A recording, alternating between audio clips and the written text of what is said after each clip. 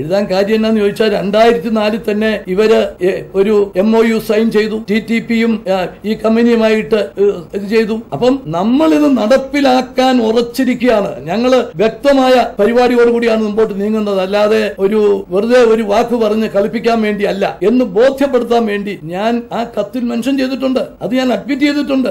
അത് പരിശോധിച്ചതിന് ശേഷം അദ്ദേഹം എഴുതിയിരിക്കുകയാണ്, ഇൻ സച്ച് എ സിറ്റുവേഷൻ ഇത് mentioning of the name of Messrs MECON in exhibit W DO letter alone is not sufficient to say that SO number 6 എന്ന് പറഞ്ഞാൽ എന്നെ ഉദ്ദേശിക്കുന്നത് was participated in the alleged conspiracy. Moreover, the first respondent TTP on 3rd June 2004 entered an agreement with Messrs Mekon Limited, and as per the said agreement, first respondent TTP employed Messrs Mekon as consultant for rendering project management consultant services for the aforesaid project. 2004 June 3-ാം തീയതി അവർ agreement വെച്ചിരിക്കുക. ഞാൻ കത്തയക്കുന്നത് 2005 April 23-ന്. അത് ആ പേര് മനഃപൂർവ്വം mention ചെയ്തത് എന്തിനാ? TTP ചില കാര്യങ്ങൾ ചെയ്തുകൊണ്ട് പോകുകയാണ്, ഞങ്ങൾ വെറുതെ പറയുകയല്ല എന്ന് കാണിക്കാൻ വേണ്ടി പറഞ്ഞതാണ്. ഈ ജഡ്ജ്മെന്റിനകത്ത് തന്നെ പറയുന്നത് ഗവൺമെന്റ് വക്കീൽ പറഞ്ഞതിനകത്ത് കുറെ അടിസ്ഥാനമുണ്ട് എന്ന് പറഞ്ഞ് എനിക്കെതിരെ ഉന്നയിച്ച ആക്ഷേപത്തിൽ കഴമ്പില്ല എന്ന് പറഞ്ഞ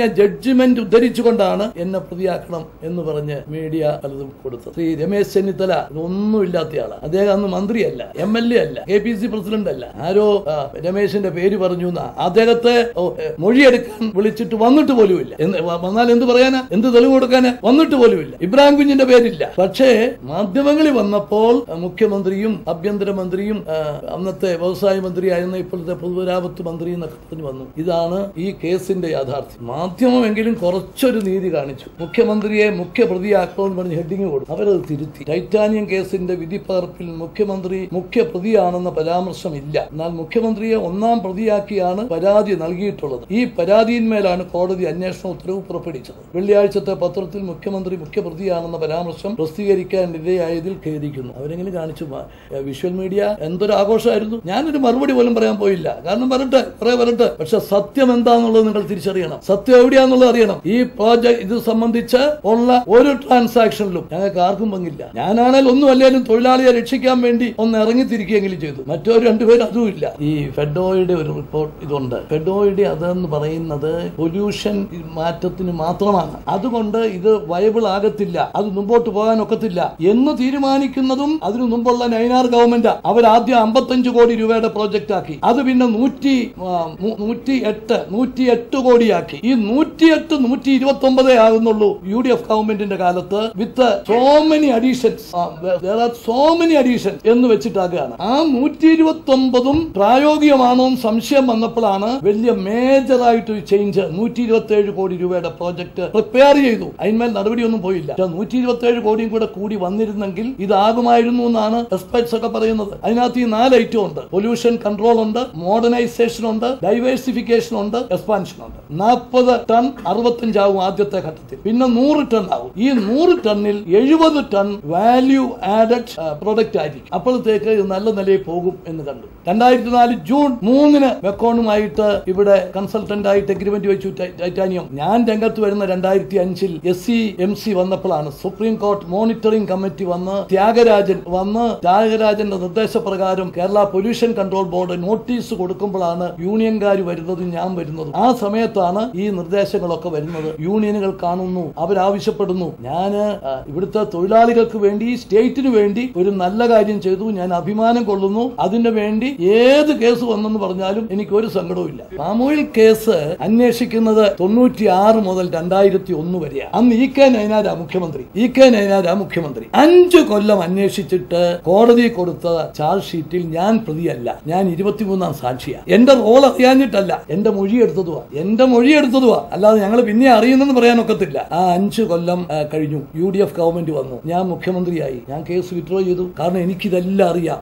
ഇന്നും മാധ്യമങ്ങള് പിന്നെ ചെയ്യുന്നത് ശരിയോ? നിങ്ങൾ തന്നെ ആലോചിക്കുക. ഇതിൽ 8.5 കോടി രൂപ ഗവൺമെന്റിന് ലാഭമാണ്, എന്നിട്ട് നഷ്ടമാണെന്നും പറഞ്ഞ പ്രചരണം. എങ്ങനെയാ നഷ്ടം എന്നുള്ള കണക്ക് കൊണ്ടുവന്നിരിക്കുന്നത്? അങ്ങനെ തീരുമാനിച്ചിരുന്നെങ്കിൽ 11 കോടി രൂപ കിട്ടുമായിരുന്നു. ഇപ്പൊ 8.5 കോടിയേ കിട്ടിയുള്ളൂ. അപ്പൊ 2.5 കോടി നഷ്ടം. അങ്ങനെ ചെയ്തിരുന്നെങ്കിൽ ഈ പാം ഓയിൽ ഓർഡർ നമുക്ക് കിട്ടത്തില്ല. അന്ന് 5 സ്റ്റേറ്റുകൾക്ക് പിന്നെ കൊടുക്കാനേ ക്വാണ്ടിറ്റി ഉണ്ടായിരുന്നുള്ളൂ. 4 സ്റ്റേറ്റ് കഴിഞ്ഞ് 5-ാമത്തെ സ്റ്റേറ്റ് ആയിട്ടാണ് കേരളം ചെല്ലുന്നത്. ഓൺ ദി സ്പോട്ട് നമ്മൾ ഒപ്പിട്ട് ഒപ്പിട്ട് ആ അവരുടെ കൺസെന്റ് മേടിക്കുക ചെയ്തത്. അപ്പം നമുക്ക് ആ രീതിയിൽ വാങ്ങിയിരുന്നുവെങ്കിൽ 11 കോടി കിട്ടുമായിരുന്നു. ഇപ്പൊ 8 കിട്ടിയുള്ളൂ, 2.5 കോടി നഷ്ടം. അങ്ങനെ പോയിരുന്നെ നമുക്ക് ആ ഓർഡർ കിട്ടത്തില്ലായിരുന്നു. ഇതെല്ലാം അറിയാവുന്ന അന്നത്തെ ധനകാര്യമന്ത്രിയാണ് ഞാൻ കേസിൽ പ്രതിയല്ല, പക്ഷെ എല്ലാം എനിക്കറിയാം. അത് അറിഞ്ഞുകൊണ്ട് എന്റെ മനസ്സാക്ഷിക്ക് എതിരായിട്ട് ഒരു നിലപാടെടുക്കാൻ എന്നെ കിട്ടില്ല. ഞാൻ മുഖ്യമന്ത്രിയായപ്പോൾ കേസ് പിൻവലിച്ചു. അന്ന് കരുണാകരനും ഒക്കെ പാർട്ടിക്കകത്തും പാർട്ടിക്ക് വ്യത്യസ്തമായിട്ടും ഒക്കെ നിന്ന് പല ഫൈറ്റും നടക്കുന്ന സമയമാണ്. പക്ഷെ അതൊന്നും ഞാൻ നോക്കിയില്ല. ഞാൻ എന്റെ മനസ്സാക്ഷി അനുസരിച്ച് പ്രവർത്തിച്ചു, പിൻവലിച്ചു. പക്ഷെ ആ പിൻവലിച്ച ഓർഡർ നമുക്ക് കോടതി കൊടുക്കാൻ സാധിച്ചില്ല. അന്ന് ശ്രീ കരുണാകരൻ കൊടുത്തൊരു സ്റ്റേ കിടക്കുകയായിരുന്നു. അതുകൊണ്ട് അത് കോടതി കൊടുക്കാൻ പറ്റിയില്ല. ആ സ്റ്റേ മാറുന്നത് വരുമ്പോൾ ശ്രീ അച്യുതാനന്ദനാണ് മുഖ്യമന്ത്രി. അദ്ദേഹം ഇതിനോട് അനുകൂലിച്ചില്ല. പിന്നെ 2006 വരെ 11 വരെ ആ കേസ് നീണ്ടുപോയി. പിന്നെ ഞാൻ മുഖ്യമന്ത്രിയായിട്ട് വന്നു. ഞാൻ വന്നപ്പം എന്നെ കുറിച്ച് ആക്ഷേപമായി. ഞാനും ഇത് പ്രതിയാകണമെന്ന് പറഞ്ഞു. അപ്പൊ എപ്പോഴാ വരുന്നത്? 5 വർഷത്തെ നൈനാർ ഗവൺമെന്റിന്റെ അന്വേഷണം മുഴുവൻ നടത്തിയിട്ട് ഞാൻ പ്രതിയല്ല, സാക്ഷിയാണെന്ന് പറഞ്ഞ് എന്നെ സാക്ഷിയാക്കി. പിന്നെ അച്യുതാനന്ദന്റെ 5 കൊല്ലക്കാലം വന്നു. ഞാൻ കേസ് പിൻവലിച്ചത് അദ്ദേഹത്തിന് അറിയാം. പിൻവലിച്ചതിനെതിരായിട്ട് നിലപാട് ശ്രീ അച്യുതാനന്ദൻ എടുത്തു. അന്നും പറയുന്നില്ല ഈ കേസ് പ്രതിയായതുകൊണ്ടാണ് മുഖ്യമന്ത്രി ഉമ്മൻചാണ്ടി ഇത് പിൻവലിച്ചെന്ന് പറയുന്നില്ല. 5 കൊല്ലം ഇരുന്നിട്ടും അവർക്ക് ഒരു വിധത്തിലുള്ള നടപടി അവരെടുത്തില്ല. കാരണം അവർക്കറിയാം. അത് കഴിഞ്ഞ് ഇതുപോലെ തന്നെ തെരഞ്ഞെടുപ്പ് വരാറായപ്പോഴേക്കും മുസ്തഫ കൊടുത്ത ഒരു അഫിഡവിറ്റിന്റെ പേര് പറഞ്ഞുകൊണ്ട് ഒരു ബഹളമാക്കി ഇതാക്കി വന്നു. പിന്നെ കേസായി. അപ്പൊ എന്താ, എന്നെ കൂടെ പേര് ഉൾപ്പെടുത്തിയ സാഹചര്യത്തിൽ എനിക്കൊന്നും ചെയ്യാനൊക്കത്തില്ല. ഞാൻ ചെയ്തില്ല. കാരണം ഞാൻ ചെയ്യുന്നത് ശരിയല്ല, ചെയ്തില്ല. അത് പിന്നെ വിജിലൻസ് കോടതിയിൽ പോയി. വിജിലൻസ് കോടതി എന്നെ കുറ്റവിമുക്തനാക്കി. അതിനെതിരെ ഹൈക്കോടതിയിൽ പോയി. ഹൈക്കോടതി